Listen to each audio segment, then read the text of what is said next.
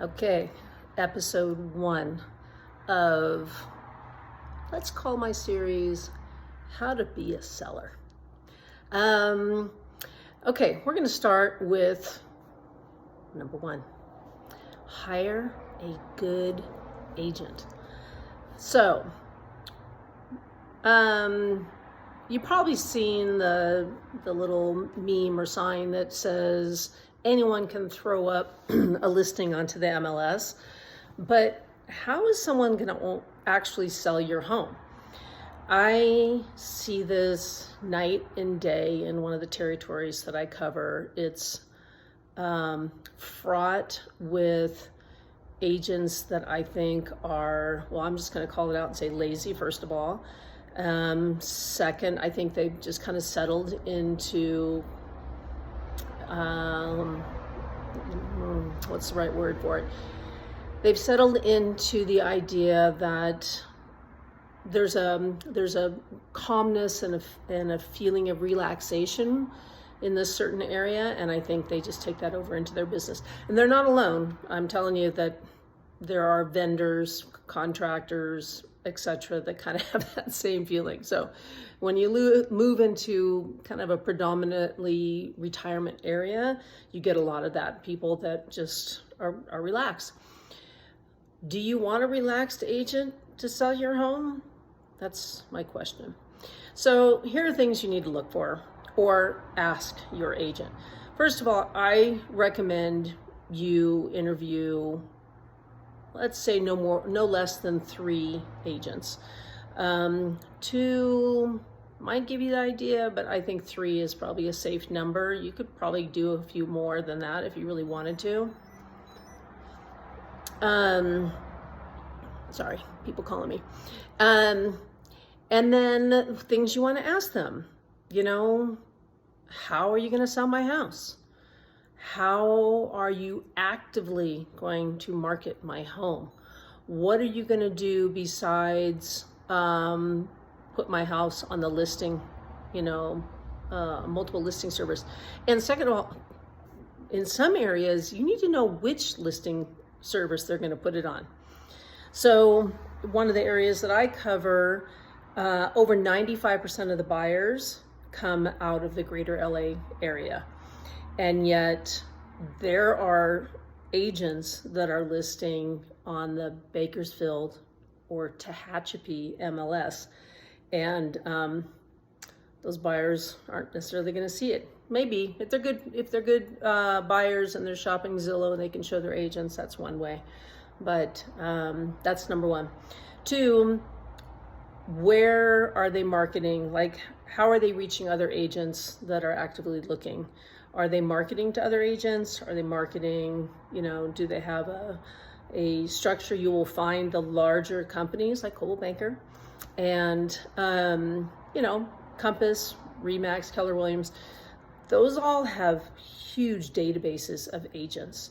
And so generally when we reach out to them to market your home, it goes to, out of my office, over 50,000 agents right away.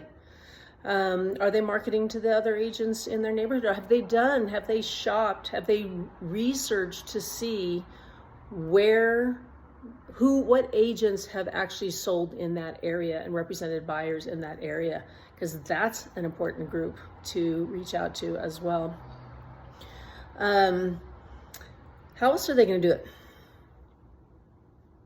Facebook ads, Google ads, television, internet? Like, what are they going to do for you? I would also ask them, what's their expectation? How long do they think it's going to take to sell your home? How much do they think they're going to be able to get? What's the price they see it selling for? Ask them what's fair. And we'll do a whole nother post on pricing, because that's a whole ball game. What else do you want to know? How do they communicate? How are they going to communicate with you? How often? In which ways? Phone calls, text messages, emails, and know what's important to you and share that with them to make sure that that's something that's covered. Do they have any suggestions for your home? And this will do another part on this, on how to actually make your house so presentable that everybody just lusts after it. Are they going to use a professional photographer? If you hire an agent that takes photos with their cell phone, first of all, know that all the other agents are laughing at them, and they're laughing at your home, unfortunately. And second of all, how cheap and lazy are they? That's just not going to cut it. So ask them where they're spending their money. They're going to earn a commission from your home. So ask them what they're doing for that money. Specifically, ask them. I'm happy to be put on the line. So you want to have a meeting with me, ask me everything, because I have a plan, and I'm going to tell you. And if I haven't thought about it beforehand, you ask me a question out of the loop, that's awesome. Let's go. What else do you need to know from your agent? What do you think? Maybe you guys should give me some responses too. This is a large financial transaction, and it shouldn't be in the hands of your neighbor or your best friend or your uncle's cousin's daughter, whatever. Just because you know someone and someone knows someone, that's great. And it's good to have some recommendations. You'd like to see someone that comes to you with some ethics and somebody else that would use them again. So maybe you should be checking references and their reviews on Google and Zillow and their website, etc. Maybe even call their past client and ask, how it all went. I didn't write anything down, so I'm just spitballing and remembering here. But these are all important things. Like I said, it's a large transaction. Don't just use your neighbor because she's your buddy. I'm telling you. Now, if your buddy is like me and is a great agent, I know a lot of great agents. So you can ask for a recommendation from somebody maybe out of the area that maybe your cousin who's in another state, who is an excellent agent, who sells a lot of homes, and is a very ethical person. Ask them who they would choose in your area, because someone that's connected is going to vet somebody for you. That's a great way to go about finding an agent as well. Don't just use,